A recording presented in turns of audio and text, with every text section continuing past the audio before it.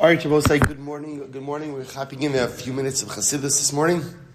So we're picking up.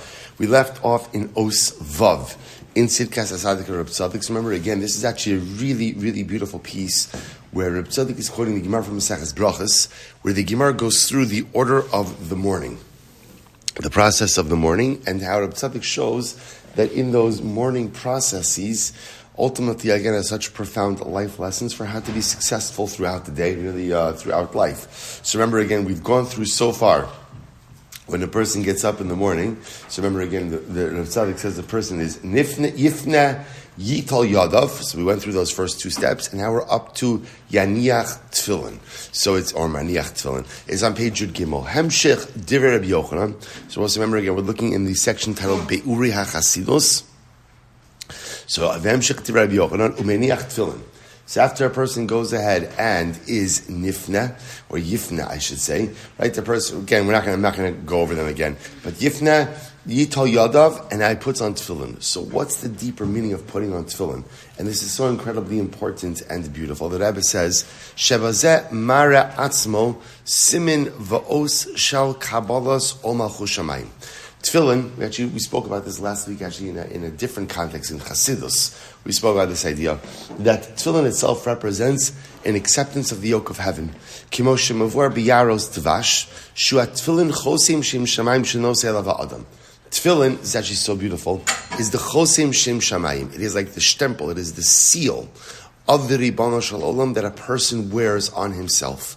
Kimo eved shenosei al gufo, es hanishka me adono. Hachoseim shekosher adon bi'avdo. So we'll say it was common that if a person owned a servant, what would happen? The servant would wear like a medallion or something that indicated that he belonged to a particular master. Right? So that's what would happen. The Eved always wears an identifying mark. Loos shuadono. Because the servant always has to remind himself and also has to show others that he belongs, so to speak, to a certain master. This is so beautiful. V'hatfilin shemeniach ha'adam al yado. So Sefer Hatzaddik posits that tefillin is like the medallion. Tefillin is what we wear to identify and to show that we are the servants of the Ribono Shel Olam. But look what Hatzaddik does. He says v'hatfilin shemeniach ha'adam al yado hu li'os li'adam atzmo. So the tefillin that a person puts on his arm, that's his own personal sign. So the shal yad. The arm tefillin is my own personal sign. Hainu shatfillin munachas al hayad kineged halev v'tachlisuhu l'shabit estayvus umachshavos libo lavodos Hashem yisbarach kepoal gamor v'lo bekach umachshava levad. So we'll say we spoke about this in Chassidus on Thursday night. So what happens? The tefillin shal yad. Now remember again, the whole essence of tefillin shal yad is the bias, right? Is the box. The box has to. It's better for right. The box. On the left, so I'm demonstrating it on this arm. The box, right, has to be tilted in towards the heart. What does that represent?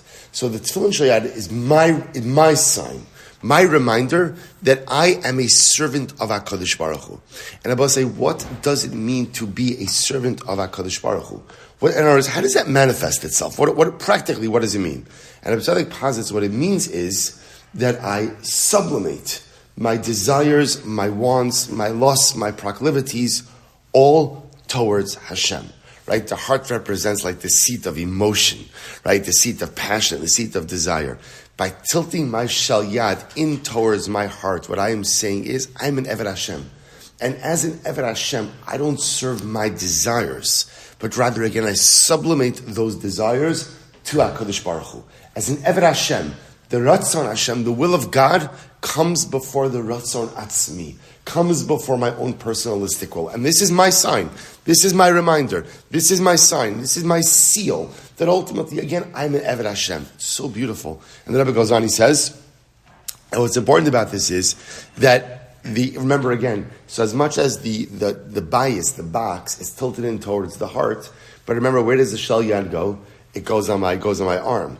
The arm represents action, right? The arm represents dynamic activity. So it's not just enough to be a servant of HaKadosh Baruch Hu in my mind, right, and in my thoughts, but it has to come out in my actions as well. So the shal yad is my sign that I sublimate my desires, my wants, my thoughts, my lusts, my everything to HaKadosh Baruch Hu. And I don't just think that way, but I live that way. And vatfilin shemaniyacha adam ala rosh.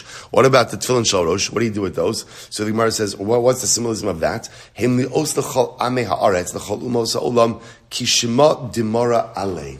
The tefillin shel rosh is the visible symbol to the nations of the world.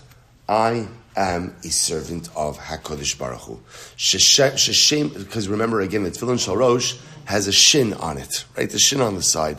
The name of HaKadosh Baruch Hu is on that, and it's visible to the world. Sheshem Adonai Olam Alav, Ushemekabel Alav es Ol Malchuso Yisbarach. Shabbos says, so beautiful. So whereas the tefillin shel yad is the reminder that I am the servant of HaKadosh Baruch Hu, the tefillin shel rosh is what proclaims to the world that I am truly an Eved Hashem. I suppose we'll stop over here for today. Shkoyach.